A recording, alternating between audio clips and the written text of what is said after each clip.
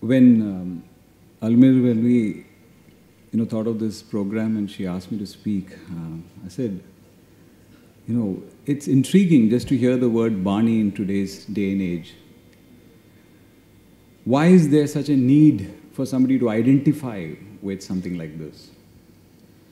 What does Baani mean? Is it a kind of aesthetic communion? Is it a product of some kind of geographical space, people coming from Pandanallur? Or like in North Indian music, where you have a Jaipur Gharana, which is geographically linked to one area, or some other princely state. Now, with specific ideas about why does somebody who's such an eminent dancer like Alarmel Valli hold a function, because she has such gratitude for her guru and she would like to express that and make people understand that, whatever she is today is because of her great guru Subbaraya Pillai. I'm intrigued by this. I'm in awe of this tradition and this respect and the kind of loyalty that the classical arts have. And I think, why did she call me? I'm a cinema Karan, where, people's fortunes are destroyed on Friday. And new stars emerge every Friday. And you have to constantly struggle. And here we are talking about loyalty and tradition which is 2,000 years old, And they're surviving, changes in language, Maratha influences, Vijayanagara influences, Chola influences. Where did all this come from? Where did our present Carnatic music come from? Is it only from the Tanjore court? What was it from it before? These things are so complicated and so beautiful that do I have any right to speak? And after what she spoke beautifully about her guru, and I think we have very little time, but I can fast track this as much as I could. The only reason I can think why she called me here is because, and not somebody else, is because I too, I've started teaching. And when you start teaching cinema or any other creative field, you think as to how should you teach? What is the ideal student-teacher relationship? How do you mentor people in the creative arts? Do you enforce your ideas? Do you insist that this is right or wrong? So, one gets to thinking about how was the relationship in the Guru Shishya Parampara within the classical arts, like in the case of dance. So one needs to examine as to what it was in the past, and what it was, say, for Alarmel Valli and here, which you so much heard, and her reverence that she has, and what it would probably be in the future. When classes are conducted on Skype, when teachers get small dollar payments on their bank accounts, and where does all this lead to? You can see anything you want on YouTube today. You can get any information you want on YouTube. But what you can't get is the passion of that teacher. What you can't get is what she precisely said, that there has to be beauty in everything. So I got around thinking about this, and I was saying that in all of our Indian art is transmitted through some oral tradition. It is said then that when the British came, and they tried to get somebody to document the Vedas and put it down, they got people from Bengal, from Madras, as well as Maharashtra, and they got people to recite it. But when they codified it, it was all the same, but when you hear it, it sounds different. Oral traditions are such that there is no written documentation which you can rely on, and therefore the teacher becomes very important. Now, in art, it is not just about mugging up something. It is also about letting it grow, letting it evolve within this artist. So, from this oral tradition, you are also dealing with dance and music, which is a temporal art form, which is to do with time. So, what is the appropriate pace in which a jati must be done? It's very difficult to define it. What is the pace in which a jati must be done? What is the pace in which a sangadi must be sung? If you sing it too fast, you could lose the emotion. So what is the appropriate timing for anything? What is the appropriate strength? It is these nebulous concepts which contribute to something beautiful in art. And it is that you imbibe from the teacher. And when you do this, we have to understand that the time also changes. How is art appreciated? Now, when it was performed in the temple, it was different.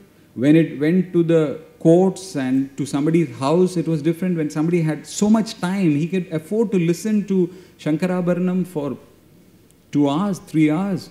You could enjoy a Dikshitar Navavarnam.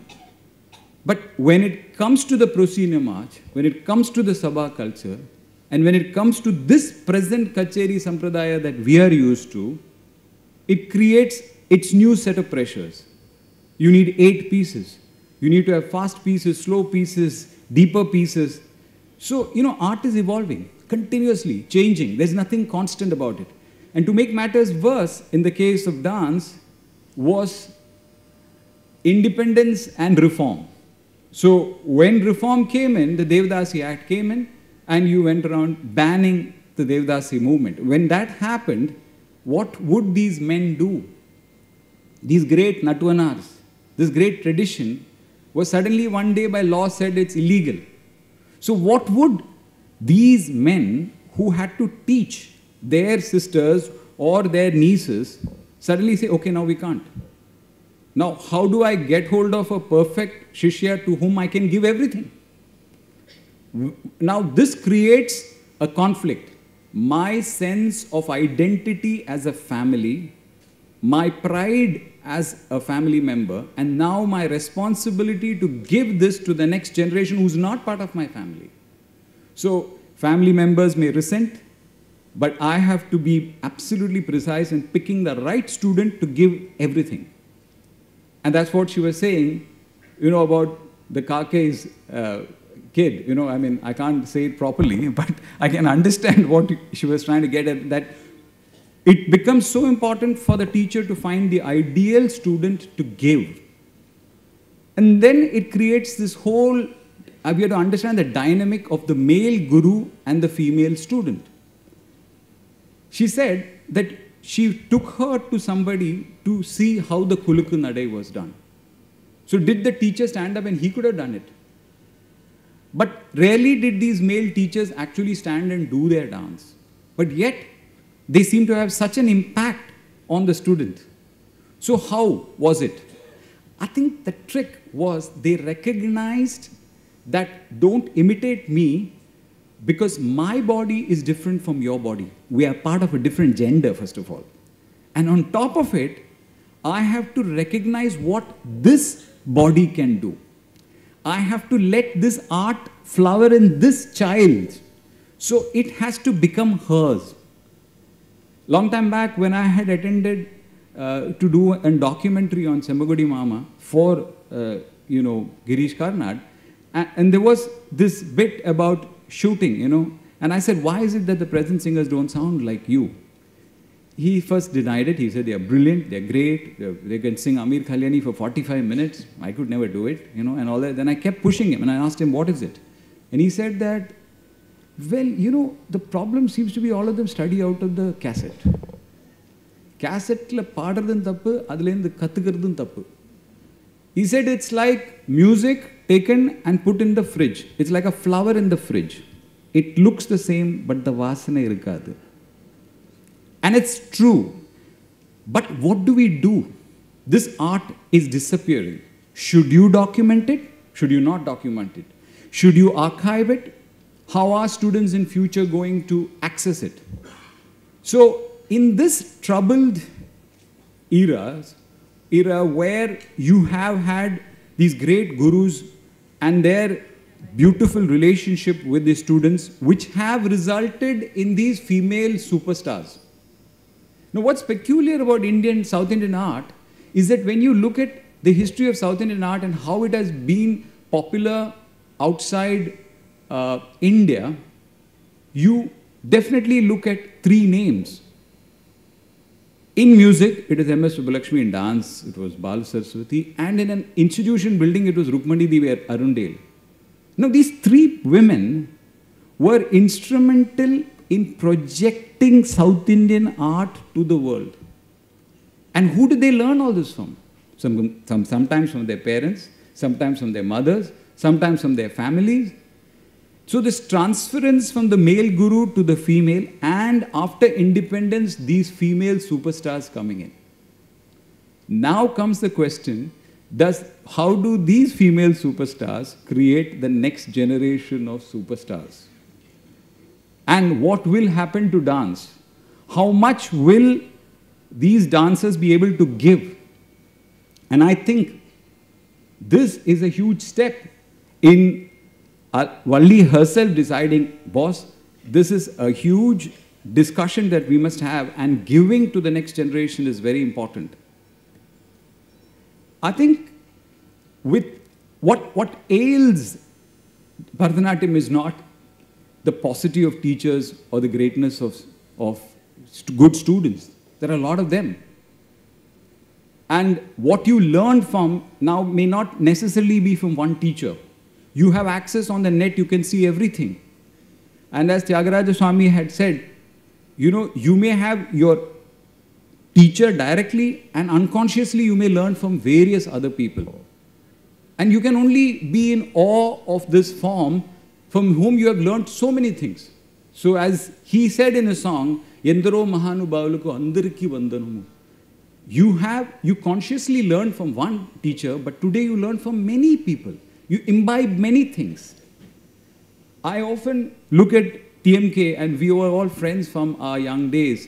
And I remember Krishna going and studying from Sita Rama Sharma. And, you know, I always look at him, at his, I mean, almost being a devotee of Semagudi Mama and K.V. Narayana Swami. So, you know, you have so many influences that make you what the artist he is now. And I don't think it is right on my part, because I too came here not to speak, but to listen to Krishna. So, in this state, I would like to thank, I'm in awe of Valli for having put together such a program to appreciate a guru, and for Krishna to be able to, you know, come and sing on such a function.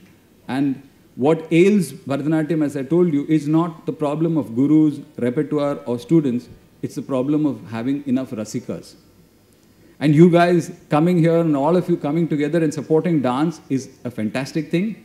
And you may have this peculiar paradox with Bharatanatyam, is like the paradox that you see between Buddhism and Jainism. You know, Buddhism went all over in the world but didn't survive in India, and Jainism went nowhere but survived in India. And you find Bharatanatyam people coming from Moscow, from Mexico, and they are trying to learn Bharatanatyam. But I don't know how Bharatanatyam is going to survive here, because what Bharatanatyam needs is, I think, rasikas. And in today's, to see this full house of people who are enthusiastic supporters, I would pray that Bharatanatyam and the arts survive, and with that, great gurus like Subraya Pillai are remembered, and now the modern guru of Alarmel Valli and her students and the tradition of the Pandalur Baani continues, and may we enjoy the music of Krishna. Thank you. Thank you, sir.